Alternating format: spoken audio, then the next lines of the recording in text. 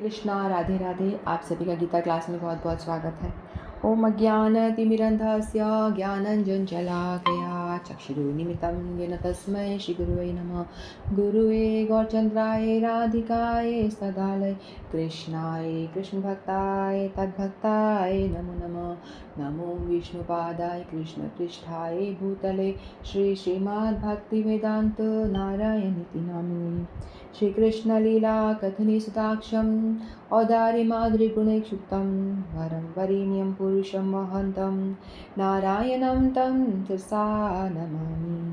श्रीचैतन्यमनुभीष्टं स्थापितं येन भूतले स्वयं रूप कदा मह्यं ददाति स्वपदान्तिकम्। आजानुलम्बितभुजगन्कावदातु सङ्कीर्तनकपित्रो कमलायताक्षो विशम्भरो द्विजवरो धर्मपालो वन्दे जगत्प्रियकरो करुणावतारो। नमो महावदन्याय कृष्ण प्रेम प्रदायते कृष्णाय कृष्ण चैतन्य नाम्ने गौरत्विषे नमः। हे कृष्ण करुणा सिंधो दीनबन्धो जगत्पते गोपेश गोपिका कान्त राधाकान्त नमस्तुते। तत्काञ्चन गौरांगी राधे वृन्दावनेश्वरी वृषभानुसुतदेवी प्रणमामि हरिप्रिये। वाञ्छाकल्पतरुभ्यश्च कृपासिन्धुभ्येव च पतितानां पावनेभ्यो वैष्णवेभ्यो नमो नमः। श्रीकृष्ण चैतन्य प्रभु नित्यानंद श्री अद्वैत गदाधर शिवासादि गौरभक्तवृंद। हरे कृष्ण कृष्ण कृष्ण हरे हरे, हरे राम राम राम हरे हरे। हरे कृष्ण कृष्ण कृष्ण हरे हरे, हरे राम राम राम हरे हरे। मैं सर्वप्रथम अपने परम आराध्यतम गुरु पाद पद्म नित्य लीला प्रविशम विष्णुपाद अष्टोत्तर शत श्रीमद् भक्ति वेदांत नारायण गोसाई महाराज जी के श्री चरणों में अनंत कोटि दंडवत प्रणाम करती हूँ। तत्पश्चात समस्त रूपानुगुरु परंपरा के चरणों में मेरा दंडवत प्रणाम। आप सभी को मेरा यथा योग्य दंड प्रणाम स्वीकार। हरे कृष्णा। तो हम सभी 7वें अध्याय में हैं और अभी तक 7वें अध्याय के हमने 4 श्लोक पूरे कर लिए थे। ठीक है, तो इसका नाम है भगवत ज्ञान। तो इस अध्याय में भगवान अपने आप से अर्जुन को बता रहे हैं कि अभी भगवान ने बताया था अपनी पहले श्लोक में कहा बैठो सुनो, फिर बाद में उन्होंने कहा था अपनी अपरा प्रकृति यानी भगवान की जो मटेरियल एनर्जी है ना, भौतिक एनर्जी के बारे में बताया था भगवान ने। और आज भगवान अपनी परा प्रकृति के बारे में बताएंगे। ठीक है, भौतिक एनर्जी के बारे में अपरा, भगवान की 2 एनर्जी है ना, परा और अपरा। ठीक है, तो भगवान ने पिछले श्लोक में अपरा शक्ति के बारे में बताया, जिसमें क्या बताया था 8 प्रकार की भौतिक शक्तियां हैं, है ना। 8 प्रकार की भौतिक शक्तियां कौन कौन सी थी? जो पंच तत्व हैं वो पृथ्वी जल अग्नि वायु आकाश, फिर मन बुद्धि अहंकार, स्थूल तत्व और 3 सूक्ष्म तत्व मिलाकर के 8 हो गए। तो भगवान ने कहा था ये मटेरियल है, रॉ मटेरियल, जिसको यूज़ करके ब्रह्मा जी पूरी सृष्टि करते हैं। ठीक है, यानी ये रॉ मटेरियल भगवान ने दिए थे ब्रह्मा जी को कि आप इसे यूज़ करें और इससे पूरे सृष्टि का निर्माण करें। तो आज जो भगवान बताएंगे वो बताएंगे भगवान परा प्रकृति के बारे में। ठीक है, परा प्रकृति क्या होती है, यानी हमारे बारे में, जीवात्मा के विषय में भगवान बताएंगे। तो फिर श्लोक लेते हैं। अपरेयम तस्त्वं वन्यां प्रकृतिं विधि में परां जीवभूता महाभावो ययेदं धार्यते जगत्। अपरेयम् इतस्त्वन्यां प्रकृतिं विधि में परां जीवभूता महाभावो ययेदं धार्यते जगत्। तो श्री भगवान कहते हैं, हे महाभाव अर्जुन, इसके अतिरिक्त मेरी एक अन्य पराशक्ति है जो उन जीवों से युक्त है जो इस भौतिक अपरा प्रकृति के साधनों का विदोहन कर रहे हैं। इस श्लोक में स्पष्ट कहा गया है कि जीव परमेश्वर की परा प्रकृति है, शक्ति है। अपरा शक्ति तो पृथ्वी, जल, अग्नि, वायु, आकाश, मन, बुद्धि, अहंकार जैसे विभिन्न तत्वों से रूप में प्रकट होती है। अपरा शक्ति ये 8 तत्व जो बताए थे ये, और जीवात्मा जो है वो है परा प्रकृति। भौतिक प्रकृति के ये दोनों रूप स्थूल पृथ्वी आदि तथा सूक्ष्म मन आदि अपरा शक्ति के ही प्रतिफल हैं। जीव जो अपने विभिन्न कार्यों के लिए अपरा शक्तियों का विदोहन करता है, स्वयं परमेश्वर भी पराशक्ति है, और वह वही शक्ति है जिसके कारण सारा संसार कार्यशील है। इस दृश्य जगत में कार्य करने की तब तक शक्ति नहीं आती जब तक कि पराशक्ति अर्थात जीव द्वारा यह गतिशील नहीं बनाया जाता। शक्ति का नियंत्रक सदैव शक्तिमान करता है, अतः जीव सदैव भगवान द्वारा नियंत्रित होते हैं। ठीक है, तो इसमें भगवान बता रहे हैं, पहले तो भगवान ने बताया था अपरा प्रकृति के बारे में। भगवान की 2 एनर्जियां हैं, सुपीरियर एनर्जी और इन्फीरियर एनर्जी। इंग्लिश में बोल रहे सुपीरियर एनर्जी यानी परा प्रकृति, इन्फीरियर एनर्जी यानी भौतिक प्रकृति। ठीक है, जो भौतिक प्रकृति जो मटेरियल बताया था हमने, जो भगवान ने दिया, और आज भगवान सुपीरियर एनर्जी के विषय में बता रहे हैं। तो जीवात्मा भौतिक प्रकृति से ऊंचा है। मतलब जीवात्मा जो है भौतिक प्रकृति यानी जो हमने इस छोटी क्लास में पढ़ा था ना, नॉन लिविंग और लिविंग में क्या डिफरेंस होता है। तो नॉन लिविंग होता है वो चल नहीं सकता है ना, एक जगह पे है, वो ग्रो नहीं करता, अपने आप से ग्रो नहीं करेगा, हिल भी नहीं पाएगा, और उसका ग्रोथ नहीं होता, इस तरह से जान नहीं उसके अंदर। तो ये बताया था। तो वही जो भौतिक प्रकृति है उसका यही हाल है, वो अपने आप से कुछ नहीं कर सकती है ना। उसके जब तक कि उसमें कोई व्यक्ति जो लिविंग उसके अंदर नहीं आता, उसको नहीं छेड़ता या उसको चलाता, तब तक वो नॉन लिविंग चीज़ है, वो नॉन लिविंग ही रहती है, उसको कोई हिला नहीं पाता है। ठीक है, तो अपरा प्रकृति, तो जीवात्मा जो है उससे श्रेष्ठ है, क्योंकि नॉन लिविंग तो है, वो तो हिल नहीं पा रही है ना। जो भौतिक प्रकृति है वो हिल भी नहीं पाती अपने आप से, तो जीवात्मा जो है उससे श्रेष्ठ है, क्योंकि वो अपने आप से ग्रो करती है। जीवात्मा हमारे अंदर है तो हम अपने आप से बढ़ते हैं, अपने आप से ग्रो करते हैं, है ना, तो हम उससे श्रेष्ठ हैं। तो इसमें होता क्या है कि जो जीवात्मा है वो भौतिक प्रकृति का शोषण करती है, वो अपने आप को श्रेष्ठ समझती है और समझती है कि जो भौतिक प्रकृति जो भी कुछ आसपास हमारे है सब मेरा है और मैंने ही ये सब बनाया है, तो वो अपना मान करके अहंकार करके उसका शोषण करती है। ठीक है, तो भौतिक वस्तु तो जैसे हिल भी नहीं सकती है, यदि उसमें जीवात्मा या भगवान की पराशक्ति का संपर्क नहीं होता है तो वो नहीं काम करती। जैसे कि देख लो, ट्रेन बनाई इंसान ने, ट्रेन बनी हुई है, तो ट्रेन अपने आप से बन गई है लेकिन वो चलेगी तो नहीं, अपने आप चलेगी तो नहीं ना, जब तक कि उसके अंदर परा प्रकृति यानी इंसान, जीवात्मा, परा प्रकृति यानी इंसान जिसके अंदर की जीवात्मा है, वो जब तक कि अंदर जाके बैठ के चलाएगा नहीं, तब तक वो बड़ी लंबी जो ट्रेन है वो वहीं पड़ी रहेगी, हिलेगी भी नहीं। ठीक है, तो जीवात्मा जब संपर्क में आएगा उस भौतिक चीज़ के, तभी वो चीज़ जो है वो चलेगी, तभी वो चलायमान होगी, अन्यथा तो वो ऐसी ही पड़ी रहेगी। तो भौतिक प्रकृति जो है उसका कोई भी मूल्य नहीं है जब तक कि उसमें जीवात्मा यानी परा प्रकृति उसके संपर्क में जब तक नहीं आ रही है। ठीक है,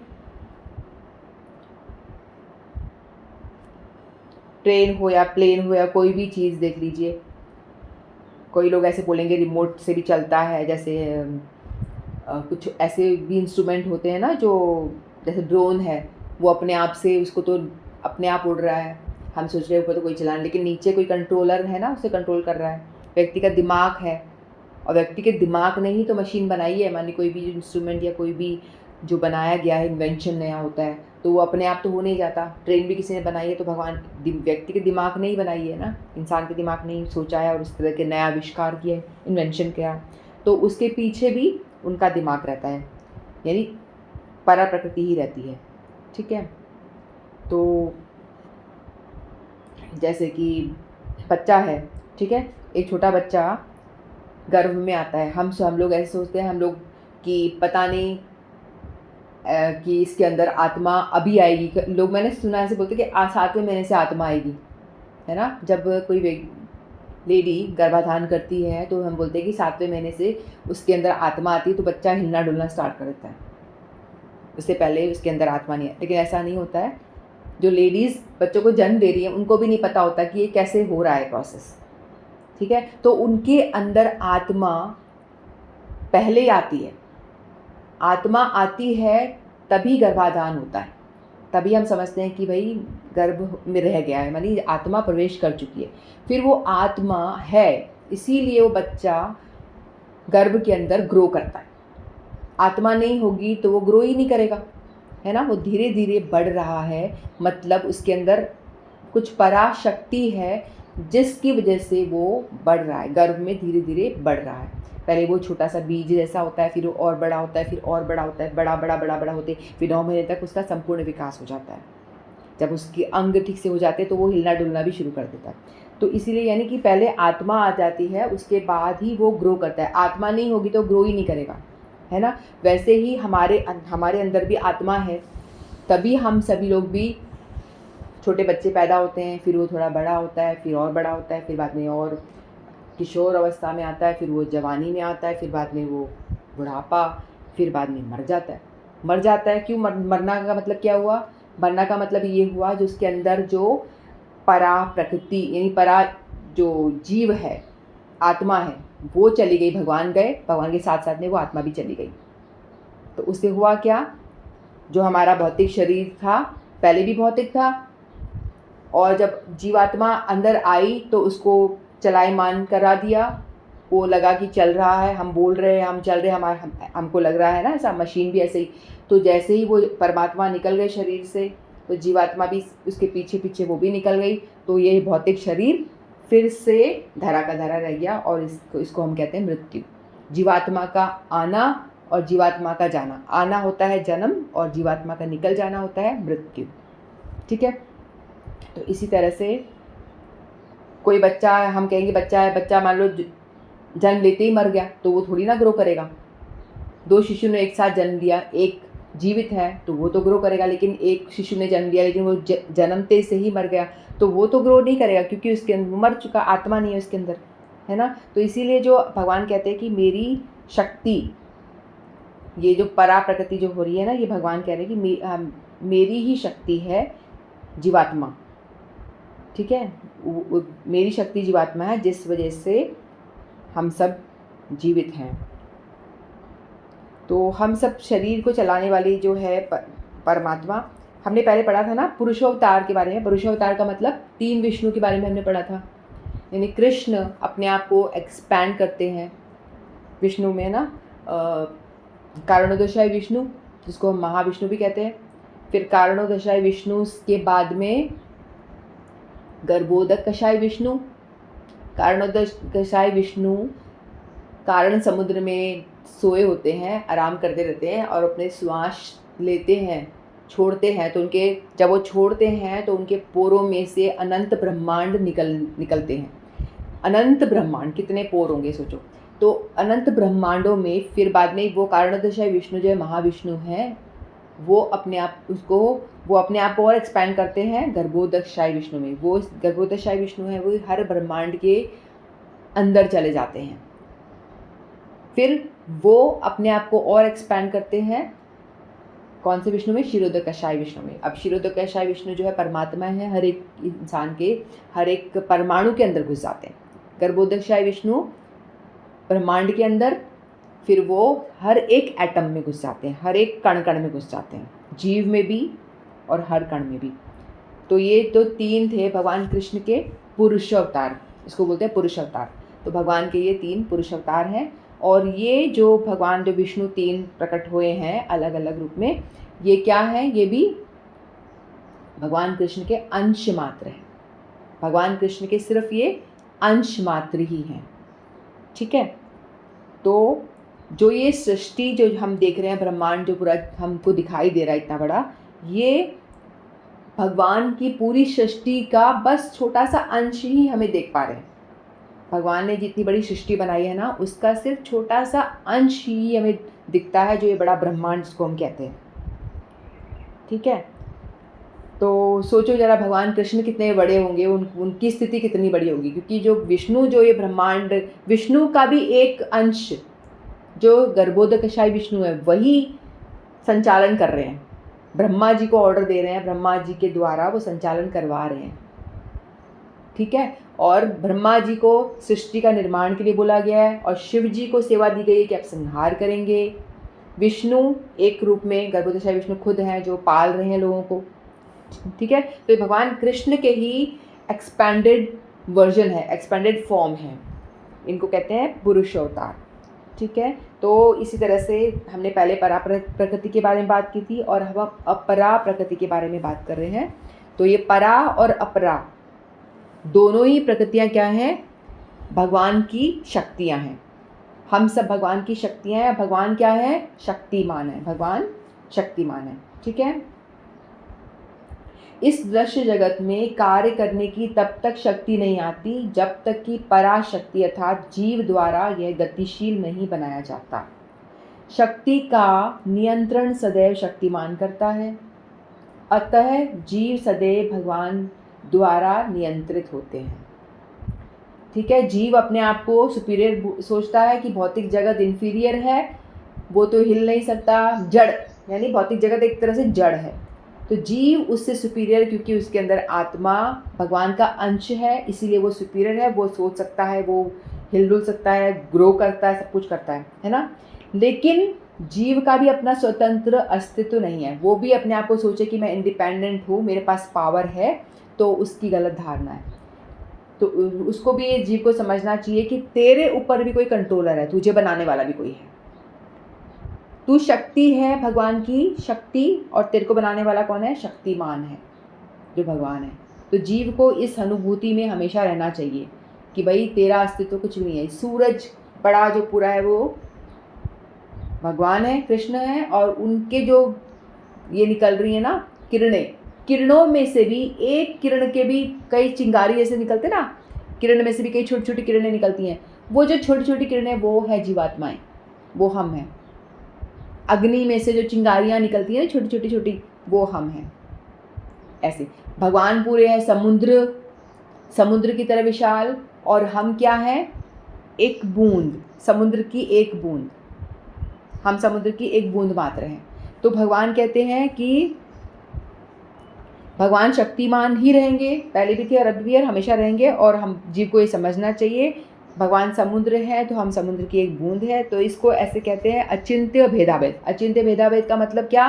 कि हम भगवान जैसे भी हैं और भगवान जैसे नहीं भी हैं, भेद भी है, भेद नहीं भी है, इसको बोलते हैं अचिंत्य भेदाभेद। भेद क्यों है?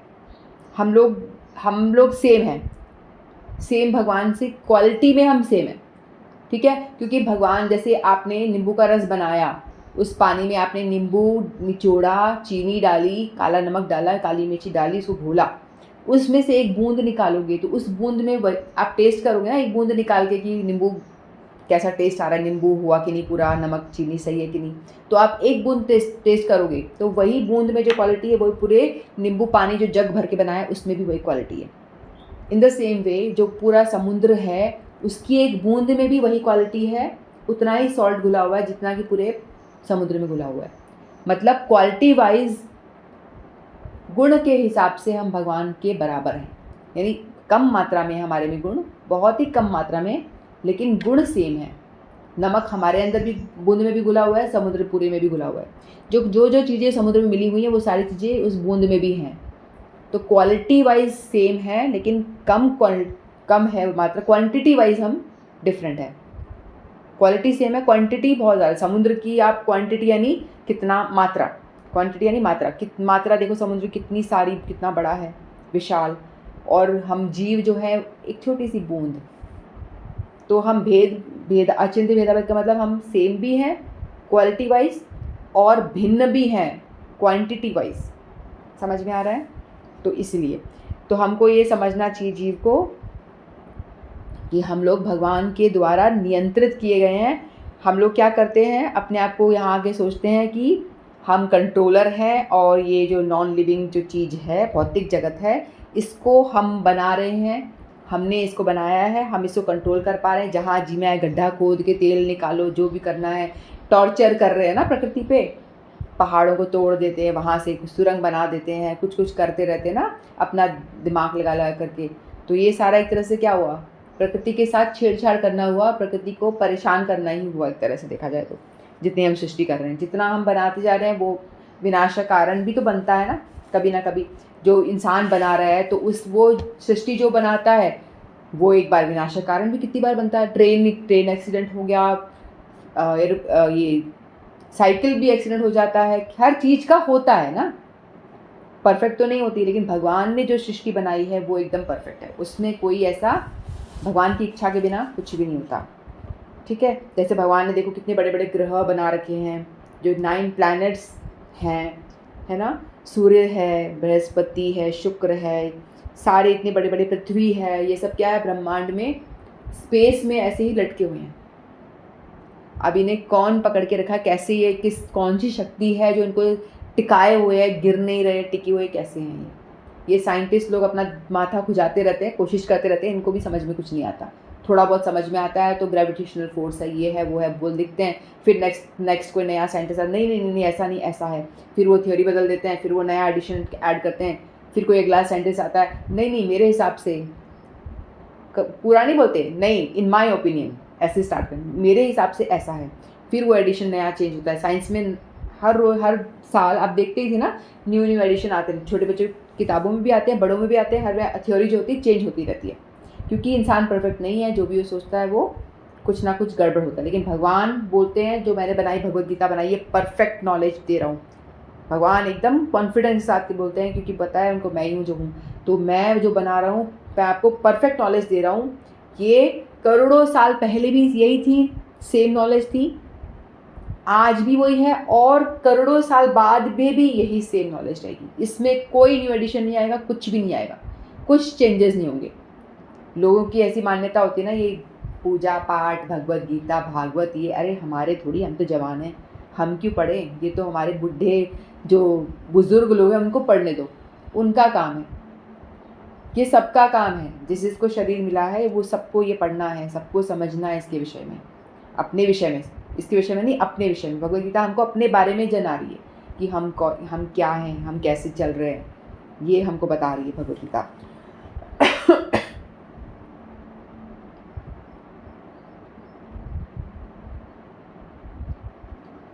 भगवान ने सृष्टि हमारे लिए बनाई, लेकिन हम लोग क्या करते हैं, भगवान ने क्यों बनाई ये सृष्टि? भगवान ने सृष्टि इसलिए बनाई कि भगवान ने बोला कि भाई जाओ और तुम्हारी जो भोग वांछाएं हैं, हमारे अंदर कुछ भोगने की इच्छाएं थी, ठीक है। जीव कैसे प्रकट होता है? एक तटस्थ स्थल होता है, तटस्थ स्थल होता है, जैसे समुद्र होता है ना, समुद्र और धरती के बीच में जो किनारा होता है, तो जीव वहाँ पे होता है, उसको बोलते हैं तटस्थ। वो जीव तटस्थता शक्ति है वो, यानी एक बीच में कॉमन जगह है। वो चाहे तो समुद्र में भी जा सकती है, वो चाहे तो धरती पे भी आ सकती है। यानी वो आध्यात्मिक और भौतिक जगत के बीच में होता है वो जगह। आध्यात्मिक जगत जो भगवान गोलोक धाम है, और भौतिक जगत ये धरती माया नगरी जो है अपनी, हम जहाँ फंसे हुए हैं, घुसे हुए हैं। इन दोनों के बीच में जीव होता है, तटस्थ होता है। उसके पास ऑप्शन होता है, वो चाहे तो भगवान की ओर मुड़ जाए भजन करके, या यहाँ आ जाए भोगने के लिए। लेकिन हम लोगों ने जिनने जन्म लिया है ना, तो हम लोगों ने भोगने की इच्छा करी है। हमने बोला है भगवान से द्वेष कराए। हमने सोचा है कि भगवान क्यों अकेले भोगेंगे, हम भी भोगेंगे, भगवान ही सब इंजॉयर है, हमको भी इंजॉय करना है। तो भगवान ने कहा जा बच्चे, जा धरती पे इंजॉय कर ले, खेल ले, तेरा घर घर खेलना खेल ले, जो गाड़ी मोटर बना के खेल ले। तो इस तरह से हमको यहाँ धरती पे भेज दिया, और हम लोग यहाँ पे, हमको लेकिन भगवान ने थोड़ी सी स्वतंत्रता दे दी कि तेरी बुद्धि सही हो जाए ना, जब तू भोग भोग के परेशान हो जाए ना, तब सोच लेना मेरे बारे में, और मेरे बारे में सोचेगा तो फिर मैं तुझको अपने पास दोबारा बुला लूँगा। तो हम लोगों को ये सृष्टि भगवान ने इसलिए बनाई है, हमको ये चांस दिया है भगवान ने कि आप यहाँ पे भोगते हुए भजन करो, भक्ति करो और मेरे पास आ जाओ, क्योंकि यही एक द्वार है भगवान के पास जाने का। मनुष्य शरीर, जिसके पास मनुष्य शरीर है वही भजन कर सकता है, पशु नहीं कर सकते, 4 पैर वाले कोई जानवर नहीं कर सकते, वो सिर्फ भोग योनि होती है, उनको सिर्फ भोगने के लिए ही वो योनि मिली होती है। कुत्ते को डंडा कोई मारना है इसलिए उसको भोग योनि मिली है, उसको कोई पत्थर मार रहा है, कोई डंडा मार रहा है, कोई क्या कर रहा है, कोई क्या कर रहा है, कुछ नहीं कर सकते, वो आपस में लड़ लड़ के मर जाते हैं। तो लेकिन मनुष्य के पास भगवान ने दिमाग दिया है, सोचने समझने की शक्ति दी है कि भाई तू भोग रहा है तो भोग ले, लेकिन साथ में मुझे मत भूल, मुझे याद रख और मेरा भजन कर ले, और भजन करके इस भौतिक संसार को छोड़ के मेरे धाम में आ जा, आध्यात्मिक जगत में आ जा। इसलिए हमको यहाँ भेजा गया है और हमको यहाँ पे इसका फ़ायदा उठाना चाहिए। जब तक ये शरीर है, पता नहीं, आजकल तो युद्ध की ऐसी स्थिति बनी हुई है, पता नहीं कब कौन सा बॉम्ब गिर जाए और हम सब उड़ जाए, कुछ स्थिति पता नहीं ना। युद्ध के सारे ऐसे माहौल हो रखे हैं हर जगह। तो जितना टाइम है बचा है, वैसे भी कम बच, हमें नहीं पता हम कब तक हैं। तो जिसके पास जितना टाइम है, भजन यानी नाम को जप लो, भगवान का नाम बार बार बोल लो। भगवद गीता का ज्ञान जितना हमने ले लिया ना, इसका तो नाश होगा ही नहीं। हम मर भी गए ना तो अगले जन्म में हमारे साथ में इतना ज्ञान तो है, जितने श्लोक रट लिए, याद कर लिए, वो हमारे पास में है, वो हमारी संचित यानी परमानेंट हमारा धन है, वो उसको कोई नहीं छीन सकता। भगवान ने बोला है वो परमानेंट है, उसे कोई नहीं छीन सकता। यमराज भी नहीं, पशु योनि में भी चले गए मान लो तो भी नहीं कोई छीन पाएगा। वैसे भगवान ने मना किया है कि पशु योनि में जाओगे नहीं। जो भजन करता है, जो भगवान की ओर बढ़ने की कोशिश करता है, उसको भगवान मनुष्य ही बनाते हैं। हमने पढ़ा था ना पिछले श्लोकों में। तो इसलिए, और जो भगवान की बातों को नहीं मानता, यानी भगवद गीता भगवान ने हमको जीव बनाया और मैनुअल साथ में भेज दिया कि भाई इसको आपको समझ के इस अपने जीवन को जीना है। जो भगवान के इंस्ट्रक्शन को नहीं मानता, गवर्नमेंट जो इंस्ट्रक्शन देती है, ट्रैफिक रूल्स के जो इंस्ट्रक्शंस हैं उसको फॉलो नहीं करोगे, अहंकारवश नहीं मानोगे, तो क्या होगा, पुलिस पकड़ के ले जाएगी। जो पुलिस है वो यहाँ इस भौतिक जगत की जेल है, और ये जो माया नगरी है वो उस आध्यात्मिक जगत की जेल है। जिन जिन ने गलत काम किए उनको उठा करके जेल में भेज दिया गया, यहाँ जन्म दे दिया गया। भुगतो यहाँ पे, कभी बीमारी होगी, जन्म मृत्यु जरा व्याधि परेशानियों से भुगतते रहो, पड़े रहो। और यहाँ आकर ढंग से चलोगे, अच्छे बच्चे की तरह, जेल में अच्छे बच्चे की तरह रहोगे, तो जेलर क्या बोलेगा कि इसका आचरण अच्छा है, इसको सज़ा कम कर दी जाए, इसकी सज़ा को थोड़ी कम कर दी जाए। तो सज़ा कम होते होते हो सकता है कि जेल से बाहर भी निकाल दिया जाए, ऐसा भी हो सकता है ना। तो इसीलिए हम इस जेल में रह के भी अपने आचरण को अच्छा कर सकते हैं। भगवद गीता के जो भगवान के इंस्ट्रक्शंस हैं उनको पालन करेंगे तो हमारे आचरण डेफिनेटली अच्छे होंगे। तो हो सकता है कि हमको भी जल्दी इस जेल से रिहा मिल जाए और भगवद धाम जाने मिल जाए, जहाँ पे कोई प्रॉब्लम नहीं है। हमें क्यों जाना है भगवद धाम, क्या है वहाँ पे? वहाँ पे ये है, जो यहाँ परेशानी है वो परेशानी है वहाँ नहीं है। यहाँ हम बूढ़े होते, वहाँ हम बूढ़े नहीं होंगे। वहाँ हमको एक नवीन, हमेशा 16-17 साल वाला, जैसे भगवान रहते हैं ना किशोर, वैसा ही शरीर हमको दिव्य मिलता है। हम लोग भी हमेशा यूथ रहते हैं, जवान रहते हैं, कोई बीमारी नहीं, कोई परेशानी नहीं, कभी मरण नहीं, कुछ नहीं, आनंद ही आनंद भगवान के साथ में, उनके इस लीलाओं में सहयोग करो। तो बताओ, ऐसी जगह जाने का किसका मन नहीं करेगा जहाँ कोई परेशानी ही ना हो। तो हमको चाहिए कि हम लोग भी इस जेल में रह के अपने आचरण को अच्छा करें। और जो माया देवी इस जगत की जेलर है ना, उसका नाम है दुर्गा देवी। लोग दुर्गा देवी की पूजा करते हैं, दुर्गा जी को जेलर का काम दिया गया है। इस भौतिक जगत की सृष्टि जो है उसका जेलर रूप में दुर्गा देवी का पॉइंट किया गया है। वो देखती हैं कौन सही ढंग से काम कर रहा है, कौन नहीं कर रहा। जो जिसके आचरण गड़बड़ है उनको जेल में और कड़ी सज़ा, और काले पानी की सज़ा। और जो आचरण जिनके अच्छे हैं, भगवद गीता के हिसाब से चल रहा है, भगवान के बताए रास्ते पे चल रहा है, तो दुर्गा देवी कहती हैं कि भैया ये बंदा जो है ये अच्छा है, अच्छे से बिहेव कर रहा है, इसका आचरण सही है, तो इसको भगवान को वो रिकमेंड करती हैं। और वो योग माया रूप में हमको भगवान से मिलाने का प्रयास करती हैं। वो देखती हैं कि ये अच्छा चल रहा है, इसको निकलने का रास्ता दिखाओ। यानी योग माया, जो दुर्गा देवी के 2 रूप हो जाते हैं, फिर वो योग माया के रूप में हमको भगवान से मिलाने में हेल्प करती हैं, मिलने में हेल्प करती हैं। और माया देवी के रूप में, दुर्गा देवी के रूप में 3 शूल लेके पनिशमेंट देती हैं। वो हाथ में 3 शूल है ना उनका, कष्ट देती हैं। कौन से कष्ट? आध्यात्मिक, आदि देविक, आदि भौतिक, ये तीनों कष्ट के द्वारा जीव को पनिशमेंट देती हैं वो दुर्गा देवी। क्यों? क्योंकि जीव जो है भजन नहीं करता, भगवान को भूल गया है, खुद ही अपने भोग में लगा है। इसलिए तो इसीलिए हमको समझना चाहिए, जो हम भगवद गीता पढ़ रहे हैं, हमको ये बात समझ में आती है कि हमें भगवान को नहीं भूलना है। कुछ भी कर लो भाई, भगवान को मत भूलो, भगवान को भूल गए तो दुर्गा देवी छोड़ेगी नहीं हमको, पकड़ के जेल में डाल ही देगी। वो डले हुए ही हैं लेकिन सज़ा और कड़ी हो जाएगी। इसीलिए हमको भगवान को अपने फ़ायदे के लिए नहीं भूलना है। ठीक है। परमेश्वर कृष्ण ही एकमात्र नियंता है, जो सारे जीव उन्हीं के द्वारा नियंत्रित है। कंट्रोलर है परमेश्वर और सारे जीव उनसे द्वारा कंट्रोल्ड है। हमें लगता नहीं हम कंट्रोल है, लेकिन हम कंट्रोल में हैं। सारे जीव उनकी पराशक्ति हैं, क्योंकि उनके गुण परमेश्वर के समान हैं, मैंने बताया जो भी। किंतु वे शक्ति करते हुए पराशक्ति जीव को अपना वास्तविक मन तथा बुद्धि की विस्मृति हो जाती है। यानी भोगते भोगते वो अपने स्वरूप को भूल जाते हैं कि भाई मैं भगवान का दास हूँ, मैं भगवान का अंश मात्र हूँ, भगवान पूर्ण है और मैं अंश हूँ। ये चीज़ भूल जाते हैं तो फिर वो माया देवी पकड़ती है इनको। वास्तविक मन तथा बुद्धि की विस्मृति हो जाती है। इस विस्मृति के कारण जीव पर जड़ प्रकृति का प्रभाव पड़ता है। जड़ प्रकृति का प्रभाव पड़ना यानी कष्ट मिलना, माया देवी उनको कष्ट देती है। किंतु जब जीव माया के बंधन से मुक्त हो जाता है तो उसे मुक्ति पद प्राप्त होती है। माया के बंधन से मुक्त होगा। मुक्ति पद का मतलब क्या होता है? इस भौतिक संसार से छूट करके आप उस लोक में चले जाते हो आप, तो उसको बोलते हैं मुक्ति पद। माया के प्रभाव में आकर अहंकार सोचता है मैं ही पदार्थ हूँ और सारी भौतिक उपलब्धि मेरी है। जो मैंने बताया हमेशा मैं हूँ, मैंने बनाया, मैंने ये करा। जब तक सारे भौतिक विचारों में, जिसमें भगवान के साथ तादात्म्य भी सम्मिलित है, मुक्त हो जाता है तो उसे वास्तविक स्थिति प्राप्त होती है। अतः यह निष्कर्ष निकाला जा सकता है कि गीता जीव को कृष्ण की अनेक शक्तियों में से एक माननी है। भगवान की अनंत शक्तियाँ हैं, उनमें से जीव जो है एक छोटी सी शक्ति है।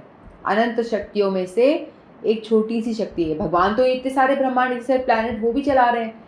एक ही ब्रह्मांड नहीं है, अनंत ब्रह्मांड है। भगवान के पोरों से निकल रहा है। सोचो कितने सारे ब्रह्मांड हैं। उन सारे ब्रह्मांड का संचालन विष्णु कर रहे हैं। भगवान क्या पुरुष अवतार कर रहे हैं। वो भी अंश मात्र ही है, वो भी भगवान का। तो भगवान की स्थिति सोचो कितनी बड़ी है। भगवान कृष्ण ने कितने बड़े हैं। तो भगवान जो विष्णु है, जो इतने सारे अनंत अनंत ब्रह्मांडों का संचालन कर रहे हैं, उनके गर्भोदकशायी विष्णु के गर्भ में घुस करके वो अंश से ही इतना सारा ब्रह्मांड चल रहा है, अनंत ब्रह्मांड चल रहे हैं। तो कृष्ण की तो स्थिति सोचो कितनी बड़ी है। और जीवात्मा तो बहुत ही छोटा सा, उसका भगवान की सृष्टि का एक जरा सा अंश मात्र है, बहुत जरा सा। तो उसका तो कोई इतना अस्तित्व है ही नहीं, जो इतना प्राउड में घूमते रहते हैं हम लोग, ये हम वो। अतः ये निष्कर्ष निकाला जा सकता है कि गीता जीव को कृष्ण की ओर की अनेक शक्तियों में से एक मानती है, और जब यह शक्ति भौतिक कलमश से मुक्त हो जाती है तो ये पूर्णतया कृष्ण भावना भावित या बंधन मुक्त हो जाती है। तो बंधन मुक्त होने के लिए क्या ज़रूरी है? बंधन मुक्त होने के लिए हमें भगवान का भजन करना ज़रूरी है, यानी भगवान को याद रखो। यानी आप तो ये समझ लो, सीधी सी छोटी सी बात ये है कि कृष्ण एक वो व्यक्ति है, जैसे हम देखो ये पीएम आ गया तो हमें क्या करना है, उसे प्रसन्न करने के लिए क्या करें? तो उसे प्रसन्न करेंगे तो हमको वो अच्छा जॉब दिला सकता है, हमारे लिए घर बनवा सकता है, बहुत कुछ कर सकता है ना हमें। तो उसी तरह से हमको ये चीज़ समझ जानी चाहिए कि पीएम तो एक देश का है ना। ये संसार इतना बड़ा है, इसमें अनेक देश हैं, उनमें से एक छोटा देश इंडिया, उसका है पीएम। उसके लिए हम इतना बड़ा बड़ा सोचते हैं। सोचो पीएम छोड़ो, इस एरिया का कोई आ जाता है हेड, तो उसके लिए भी हम इतना सोचते हैं। तो आपको ये सोचना है कि कृष्ण जो है बहुत बड़े बॉस, ये आप सोचो अनंत ब्रह्मांडों के बॉस हैं वो। असंख्य असंख्य असंख्य ब्रह्मांड उनके रोम से निकल रहे हैं, उन सब के बॉस, इस पूरी सृष्टि के बनाने वाले, जो भी कुछ हमें दिख रहा है उनके नियंता बनाने वाले वो हैं। तो वो बॉस हैं, तो उन्हें खुश करने में लग जाओ बस। 100 बातों की एक बात ये है कि यदि आप उन्हें खुश करने में लग जाओगे, वो प्रसन्न हो गए, तो बन गई आपकी बात, तो कुछ और बचा ही नहीं। भगवान को प्रसन्न करने के लिए करो सारी मेहनत। क्या करोगे मेहनत सारी भगवान प्रसन्न करने के लिए? भगवान को भोग लगा के खाओ, भगवान की आरती करो, भगवान की वे कीर्तन सुनाओ, सुंदर सुंदर जो कर सकते हो भगवान को खुश करना। घर साफ करो तो भगवान तेरे लिए ही कर रहा हूँ मैं, मेरे लिए नहीं भाई। अपना तो भूल जाओ, मैं कुछ हूँ ये चीज़ भूल जाओ बिल्कुल। अहंकार जो है हटा दो बिल्कुल से, मैं कुछ हूँ ये चीज़ ही छोड़ दो। मेरा अस्तित्व कुछ है? कुछ भी नहीं है। आत्मा का अस्तित्व कितना है बताया था ना मैंने 2nd चैप्टर में, जो बाल होता है ना, बाल का आगे वाला पार्ट का आप 1000 एक बाल निकालो अपने सर में से, छोटा सा बाल, उसका टिप जो होता है उसका 1000 टाइम डिवाइड करो, 10,000 बार, 1000 नहीं 10,000 टाइम उसको डिवाइड करोगे तो उतना जो होगा हिस्सा, वो उतनी आपकी आत्मा है, उतनी सी आत्मा है जिसको हम देख भी नहीं सकते। वही जरा सी आत्मा एक बैक्टीरिया के अंदर भी है, सेम वही जरा सी आत्मा हाथी के अंदर भी है। ऐसा नहीं है कि हाथी में बड़ी आत्मा होगी, बैक्टीरिया में छोटी आत्मा होगी, शरीर के हिसाब से नहीं। आत्मा जो है सबकी इतनी सी छोटी सी है जो दिखती नहीं है, किसी माइक्रोस्कोप से नहीं देखा जा सकता। वही जरा सा अंश, एक टिमके मात्र, वो हमारे पूरे शरीर को चला रहा है। हम हाथ हिला पा रहे हैं, हम चल पा रहे हैं, हम बोल पा रहे हैं, हम खा पा रहे हैं, हम जो कुछ कर पा रहे हैं। अन्यथा वो जरा सा अंश निकल जाता है तो हमारा शरीर धरा का धरा रहता है, उठा के इसको जला देते हैं। तो वही भगवान का जरा सा अंश हमारे शरीर को चला रहा है। तो आपको इस अनुभूति में रहना चाहिए कि हमारी औकात एक बूंद से भी, बूंद के भी, बाल के टिप के भी 10,000 पार्ट के बराबर इतनी सी औकात है हमारी, क्योंकि वो निकल गया तो हम कुछ नहीं है। तो उतनी सी औकात को लेकर के हम इतना इतराते हैं, मैं ये कर दूंगा, मैं वो कर दूंगा, करते रहते ना अहंकार हमारा। तो अपने अहंकार को भाई साइड में रखो, तुम कुछ नहीं हो, कुछ क्या कर दोगे तुम, तुम्हारा शरीर ही तुम्हारा नहीं है। भगवान खुद बताते हैं भगवद गीता में, तुम्हारा शरीर भी तुम्हारा नहीं है, सब कुछ मेरा है और सब कुछ मेरे कंट्रोल में है। ठीक है, तो हम जीव को अहंकार नहीं करना चाहिए और भगवान को प्रसन्न करने के लिए हर कुछ करो, क्योंकि वो बॉस यदि प्रसन्न हो गया तो फिर आपको कोई कष्ट नहीं आने वाला। फिर आपकी जो सज़ा है वो भी धीरे धीरे कम कर दी जाएगी और आपको इस भौतिक जगत से निकाल दिया जाएगा, जेल से। ठीक है, नेक्स्ट श्लोक देखो। एतद् योनिनि भूतानि सर्वाणि इति उपधारय अहं कृष्णस्य जगतः प्रभव प्रलयस्तथा। एतद् योनिनि भूतानि सर्वाणि इति उपधारयत् अहं कृष्णस्य जगतः प्रभव प्रलये तथा। अब भगवान, पहले बताया भगवान ने अपरा प्रकृति के बारे में, भौतिक जगत के बारे में बताया कैसे बना हुआ है, 8 जो तत्व बताए थे उनसे मिलके बना हुआ है। फिर भगवान ने इस 5वें श्लोक में बताया परा प्रकृति के बारे में, यानी हम जीवात्माओं के विषय में भगवान ने बताया। अब भगवान अपने बारे में बता रहे हैं कि मैं कौन हूँ। धीरे धीरे भगवान आगे के 2 श्लोकों में भगवान अपने विषय में बताएंगे। भगवान कहते हैं, सारे प्राणियों का उद्गम इन दोनों शक्तियों में से है। इस जगत में जो कुछ भी भौतिक तथा आध्यात्मिक है उसकी उत्पत्ति तथा प्रलय मुझसे जानो। भगवान कह रहे जो भी कुछ आप देख रहे हो, सृष्टि, इस जगत में जो भी कुछ भौतिक दिखाई दे रहा है आपको, भौतिक यानी मटेरियल चीज़ें दिखाई दे रही हैं और आध्यात्मिक दिखाई दे रहे हैं, जीव जंतु पशु पक्षी, भौतिक कुछ जो भी नॉन लिविंग जो भी कुछ दिखता है हमको, तो उसकी उत्पत्ति यानी उसका पैदा होना और प्रलय और उन सब का लुप्त हो जाना, उसका रीज़न मैं ही हूँ। यानी मुझसे ही वो सब आ रहे हैं, मुझसे ही, मुझ में ही सब जा रहे हैं, ऐसा भगवान बताते हैं।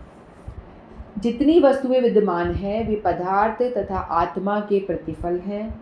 आत्मा सृष्टि का मूल क्षेत्र है और पदार्थ आत्मा द्वारा उत्पन्न किया जाता है ना, आत्मा द्वारा उत्पन्न किया जाता है। जीव ही कुछ इन्वेंशन करता है, जीव ही सोचता है, तो ही तो पदार्थ कुछ चलता है ना, पदार्थ काम में आता है, नहीं तो पदार्थ काम में आएगा ही नहीं। जैसे ट्रेन बताया मैंने, एरोप्लेन, ट्रेन, कोई भी चीज़, जीव जब तक उसके संपर्क में नहीं आएगा तो वो पदार्थ ही पड़ा रहेगा।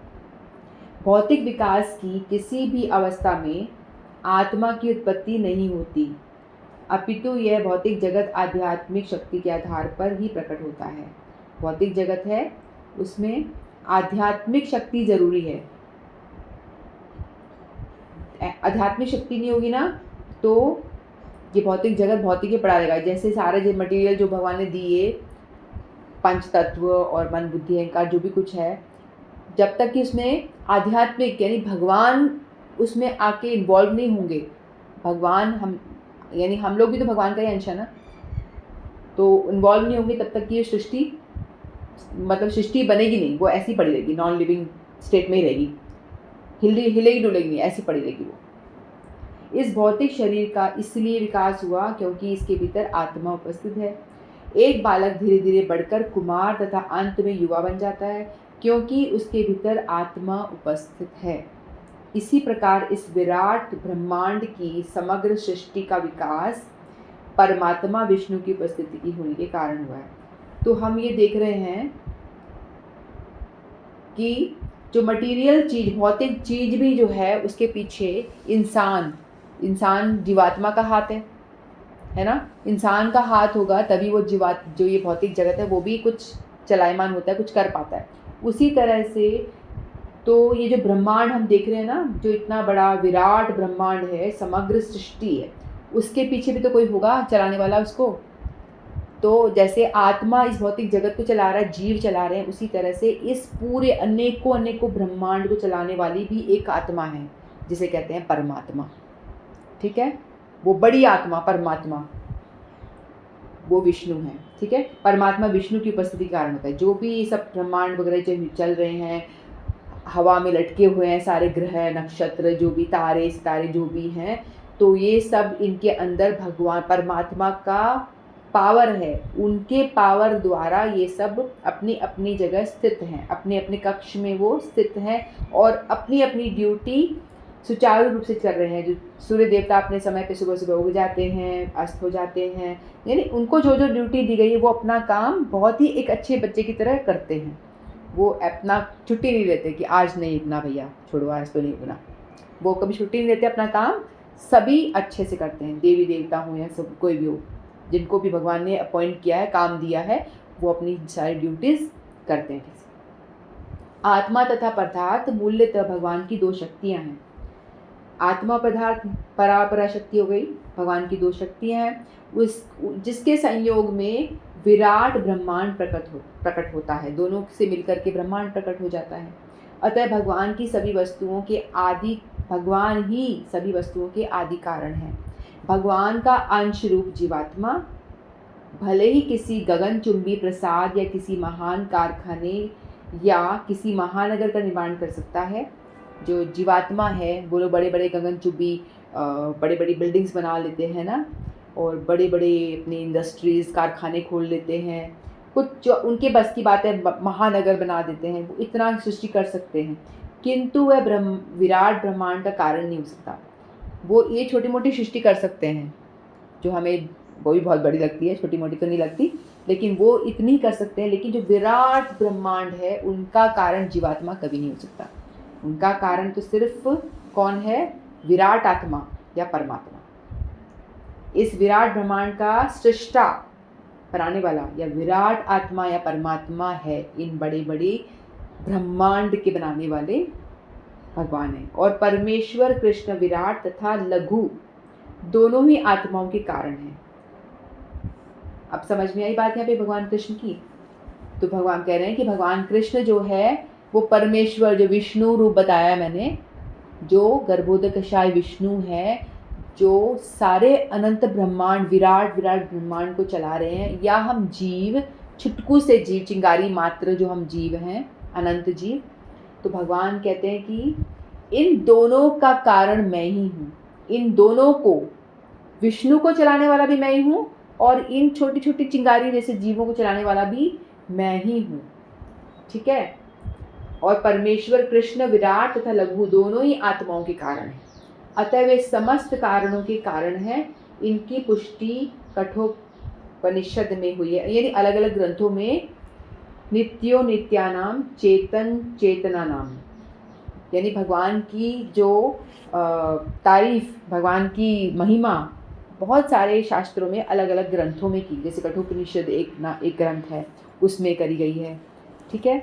इस तरह से अनेक ग्रंथों में भगवान की महिमा के बारे में बताया। और ये बताते हैं वो ग्रंथ कि भाई शास्त्र कि भगवान ही परम भगवान है। तो हमने इस श्लोक में क्या जाना कि परा और अपरा दोनों ही भगवान की शक्तियाँ हैं।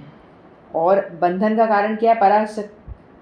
बंधन आत्मा का क्या कारण है? हम लोग क्यों बंधे हुए हैं? क्योंकि हम लोग को मोक्ष की प्राप्ति हम चाहते हैं और हम लोग भौतिक प्रकृति को कंट्रोल करना चाहते हैं, ना कि कृष्ण के कंट्रोल में रहना नहीं चाहते। इसीलिए हम लोग यहाँ पे फंसे हुए हैं जेल में।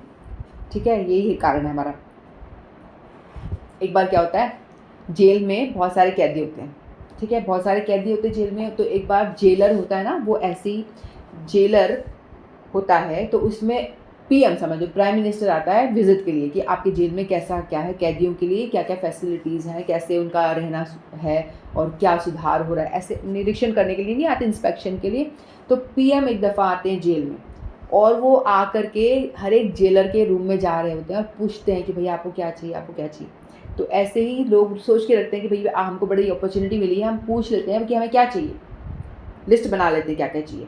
तो एक रूम में गए तो एक ने अपनी बताई कि मेरे कमरे में हवा नहीं आ रही थी, खिड़की हो थोड़ा सा। दूसरे में गए तो किसी ने बोला कि साबुन वगैरह की व्यवस्था ठीक नहीं है, शैम्पू वगैरह की व्यवस्था हो जानी चाहिए थोड़ी। और किसी के पास में गए तो कुछ और अपनी बता दी, एसी लगवा दो, या एसी तो कहाँ लगेगा जेल में, या बेसिक कुछ पंखा दे दो, या कुछ थोड़ा सा हैंड फैन दे दो तो हम इससे थोड़ी हवा कर ले। तो यानी जो उनकी बेसिक नेसेसिटी थी, तो उन्होंने अपना अपना बताया सबको, सब ने बताया अपना अपना। तो उनमें से उन्होंने कहा, पीएम ने, ठीक है आपको ये सब चीज़ें प्रोवाइड कर दी जाएंगी। उनमें से एक चतुर व्यक्ति था, उसने बोला बताओ आपको क्या चाहिए। बोलता है मुझे कुछ नहीं चाहिए, जेल से निकालो, मुझे ये चाहिए। तो अक्लमंद कौन था? वो व्यक्ति बड़ा अक्लमंद था जिसने बोला कि भाई मुझे नहीं चाहिए जेल में कोई फैसिलिटी, मुझे नहीं चाहिए बढ़िया पंखा, मुझे नहीं चाहिए अच्छी लाइट, मुझे नहीं चाहिए सारी जेल की सारी आनंद, यहाँ रहने का आनंद नहीं चाहिए, यहाँ का भोग का। मुझे चाहिए कि मुझे निकालो इस जेल से, यहाँ परेशान हूँ मैं यहाँ से निकलूँगा तब आराम से बाहर घूमूँगा, आज़ाद हो जाऊँगा मैं। तो वही हमारा हाल है, हम लोग क्या करते हैं, इस मटीरियल भौतिक जगत में फंसे हुए हैं।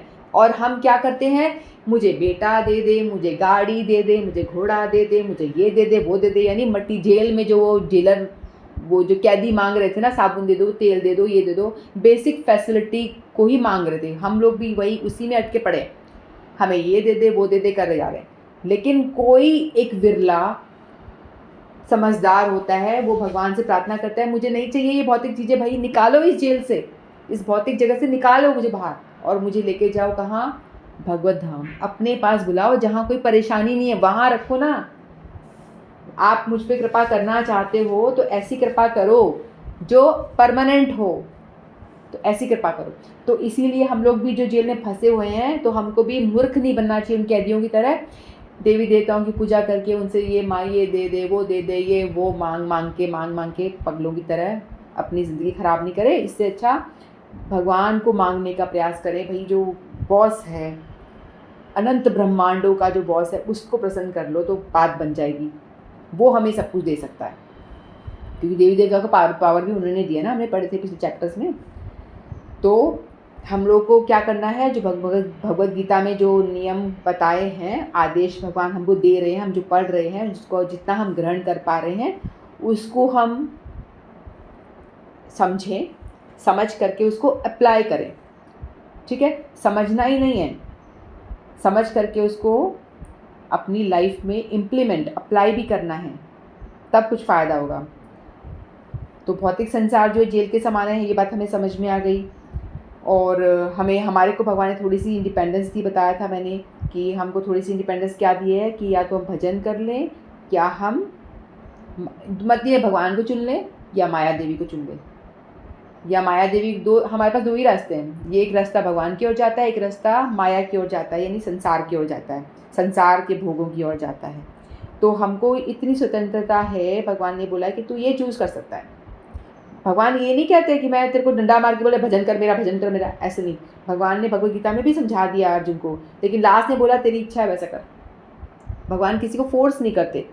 भगवान ये नहीं कहते भाई मैं बॉस हूँ मेरी पूजा कर मुझे, ऐसे भगवान नहीं कहते। भगवान हमको थोड़ी स्वतंत्रता देते हैं, उसका हमें फ़ायदा उठाना चाहिए। भगवान लास्ट में भी अर्जुन को भी यही कहा, मैंने तेरे को समझा दी सारी बातें, अब तेरा जो मन करे वो कर ले। तो अर्जुन ने कहा नहीं, मैं तो आपकी शरणागत हूँ वासुदेव, हे कृष्ण आप जो कहेंगे मैं वही करूँगा। तो फिर उन्होंने युद्ध करा, फिर अर्जुन ने युद्ध किया था। इसीलिए हम लोग को भी चाहिए, जो हमको थोड़ी सी स्वतंत्रता दी है, उसको यदि हम भौतिक जगत की और माया की ओर जाएंगे तो दुर्गा देवी के अंडर में रहेंगे, जेलर के अंडर में रहेंगे, वहाँ डंडे खाएंगे त्रिशूल से, ठीक है। और जेल में रह के सुधार करेंगे, अपने आप को सुधार करने का मतलब ये है भजन करना, भगवान की भक्ति करना। तो अपने आप को सुधारने का प्रयास करेंगे तो धीरे धीरे क्या होगा, माया के बंधन से बाहर निकलने का हमको रास्ता मिलेगा।